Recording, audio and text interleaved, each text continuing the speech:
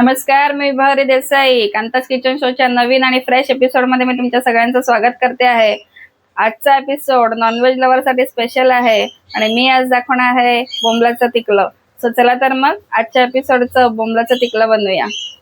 बोंबलाच्या तिकल्यासाठी आपल्याला लागणारे साहित्य आहे स्वच्छ धुवून घेतलेले ताजे ओले बोंबील, त्याच्यानंतर ओल्या बोंबीलच्या मॅरिनेशनसाठी थोडंसं मीठ आणि थोडीशी हळद, त्याच्यानंतर वाटण्यासाठी थोडीशी कोथिंबीर, एक मीडियम साईजचा कांदा, थोडासा आल्याचा तुकडा, 2 मिरच्या, 8 ते 10 लसूण पाकळ्या आणि 2 ते 3 कढीपत्त्याची पानं, फोडणीसाठी ठेचलेली लसूण आणि थोडंसं चिंचेचं पाणी.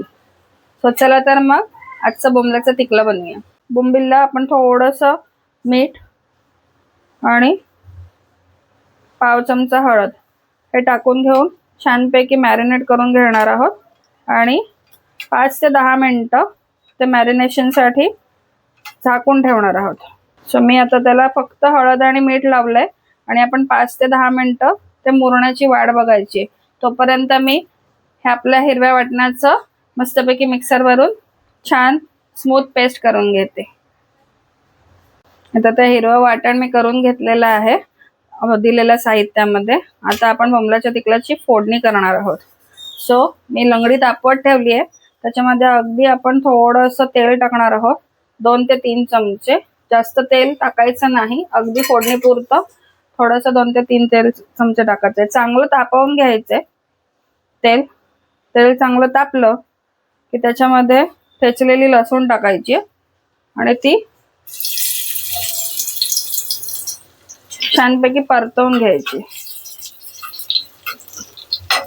लसूण पटकन शिजते कारण की ती ठेचून घेतलेली. त्या फोडणीच्या वासानेच नुसती भूक लागते. अशी ही बोंबलाच्या तिकल्याची स्पेशल रेसिपी आहे, तुम्ही ती नक्की ट्राय करा. आता थोडीशी लसूण होत आली आहे आणि ती अशी थोडीशी ब्राउनिश होत आली की त्याच्यावरती आपल्याला वाटलेलं हिरवं वाटण जे आहे ते टाकून द्यायचंय. सो आणि पुन्हा एकदा छानपैकी परतून घ्यायचंय 2 ते 3 मिनिटं. सोबतच मी ह्याच्यामध्ये चिंच थोडा वेळ भिजत ठेवून त्याचं पाणी करून घेतलेलं आहे आणि त्या चिंचेचं पाणी मी आता ह्याच्यासोबत टाकणार आहे. सो आपण आता चिंचेचं पाणी टाकून घेऊया, गाळून घेऊन, आणि पुन्हा एकदा ढवळून घेऊन त्याला चांगली उकळी काढून घ्यायची. हे बोंबलाच्या तिकल्याच्या रस्स्याला उकळी आलेली आहे.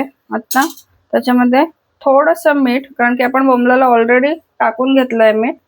सो अगदी थोडंसं चवीपुरतं मीठ, थोडंसं लाल तिखट, आणि त्याच्यानंतर आपल्याला त्याच्यामध्ये बोंबील सोडायचे. बोंबील सोडल्यानंतर ते ढवळायचं नाही आहे, कारण की बोंबील हा असा मासा आहे की तो पटकन शिजतो, त्यामुळे तो जास्त न ढवळता फक्त त्याला एक चांगली उकळ काढून घ्यायची आहे. सोबतच वरतून मी थोडीशी चिरलेली कोथिंबीर टाकते, जेणेकरून त्याचा छान सुगंध येईल. मंद गॅसवरती त्याला उकळत ठेवायचं आणि अगदी थोडंसं पाणी आपण वाढवूया त्याच्यामध्ये, कारण की थोडंसं ते रस्सेदार झालं पाहिजे, आणि ते मंद गॅसवरती उकळत ठेवायचे. आपलं मस्तपैकी गरम गरम ओल्या बोंबलाचं तिकलं तयार आहे. वाफाळता भात, गरम गरम बोंबलाचं तिकलं आणि बाहेर मस्त पाऊस, परफेक्ट कॉम्बिनेशन. सो सगळ्या नॉनव्हेज लवर्सनी हे बोंबलाचं तिकलं ट्राय करायचंय आणि कांतास किचन शोला लाईक, शेअर आणि सबस्क्राईब करायचंय. थँक्यू.